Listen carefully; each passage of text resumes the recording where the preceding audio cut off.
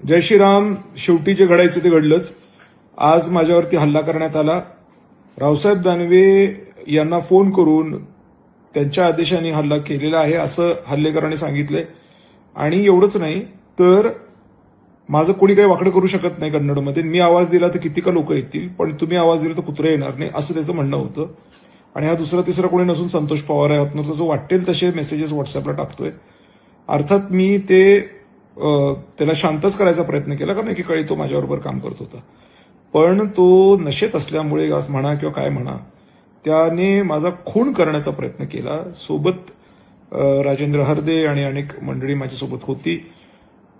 ते मध्ये पडल्यामुळे सुदैवाने वाचवलं. नंतर पोलिसांना बोलवावं लागलं आणि वाटेल तसे घाणेरडे आरोप त्यांनी माझ्यावरती केलेले आहेत.